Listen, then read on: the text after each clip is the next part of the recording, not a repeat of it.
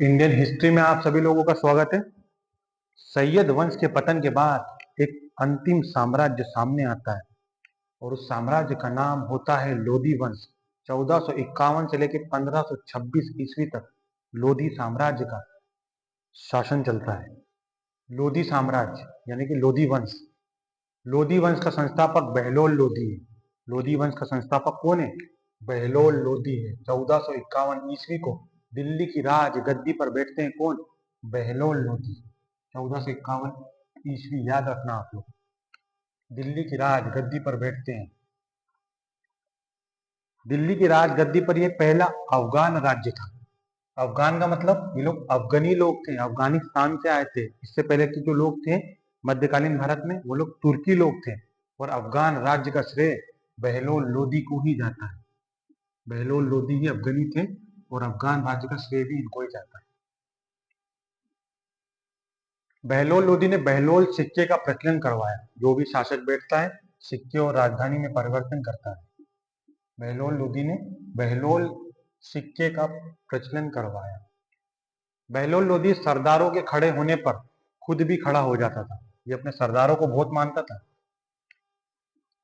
तथा सरदारों को मकसद ए अली कहकर पुकारता था।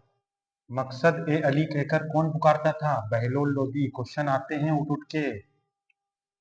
बहलोल लोधी की मृत्यु 1489 यानी 1489 ईस्वी को होती है तथा इसका पुत्र निजाम खां, ध्यान रखना, इसका पुत्र निजाम खां 17 जुलाई 1489 17 जुलाई 1489 को दिल्ली की राज गद्दी पर बैठता है।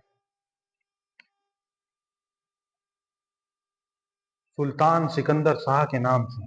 किस नाम से? सुल्तान सिकंदर शाह, सिकंदर लोधी तथा सिकंदर लोधी। सिकंदर लोधी बैठते ही गद्दी पर, राज गद्दी पर बैठते ही सिकंदर लोधी क्या करता है? आगरा शहर की स्थापना करवाता है। उत्तर प्रदेश का आगरा शहर जो है, जो ताजमहल के लिए फेमस है, वही आगरा शहर की स्थापना करवाता है तथा दिल्ली से राजधानी उठा करके आगरा लेके आता है। आगरा को अपनी राजधानी बनाता है। गुलरुखी शीर्षक फारसी की कविताओं लिखने वाला शासक या सुल्तान यही है। कौन? सिकंदर लोधी। ये क्वेश्चन आता है और आ चुका है। गुलरुखी शीर्षक से फारसी कविताओं लिखने वाला सुल्तान कौन है? सिकंदर लोधी ही है। इसने क्या करा?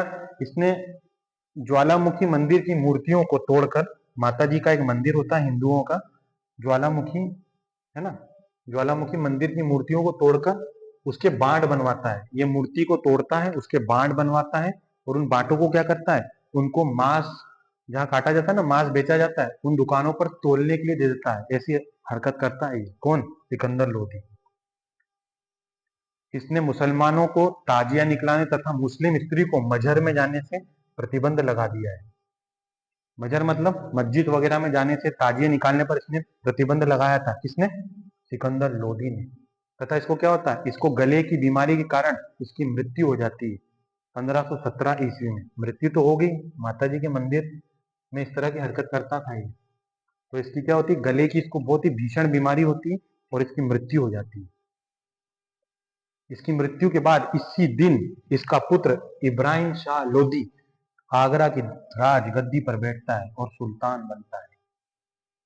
कहा जाता है इब्राहिम लोधी अपने चाचा की बात नहीं मानते हैं, तो इनके चाचा क्या करते हैं? इब्राहिम लोधी के चाचा आलम खां तथा पंजाब के शासक दौलत खां बाबर को निमंत्रण देते हैं और बाबर को भारत पर आक्रमण करने की सलाह देते हैं। कौन? आलम खां इनके चाचा तथा पंजाब के शासक दौलत खां ने निमंत्रण पर बाबर को इब्राहिम लोधी पर आक्रमण करने का बोलते हैं। कौन? इनके चाचा। और पहली बार आक्रमण करते हैं कौन? बाबर आक्रमण करते हैं। किसके ऊपर? इब्राहिम लोधी के ऊपर। और वो आक्रमण क्या कहलाता है? वो आक्रमण कहलाता है पानीपत का प्रथम युद्ध। पहली बार पानीपत का पहला युद्ध होता है। ठीक है, पहली बार पानीपत का युद्ध होता है और ये कब होता है? 1526 ईस्वी को होता है। किस किस के बीच में होता है? इससे क्वेश्चन बहुत आते हैं। The battle of Panipat Babur और इब्राहिम लोधी के बीच में युद्ध होता है, जिसमें कौन जीतता है? जिसमें जीत होती है बाबर की और इब्राहिम लोधी की क्या होती है? इब्राहिम लोधी की मृत्यु होती है। इसमें इब्राहिम लोधी की मृत्यु होती है तथा मुगल वंश की स्थापना करते हैं कौन? बाबर। और हम लोग प्रवेश कर जाएंगे अब मुगल वंश में, मुगल साम्राज्य में। यहाँ से हमारा ये टॉपिक खत्म होता है। अब हम कल बात करेंगे मुगल वंश की।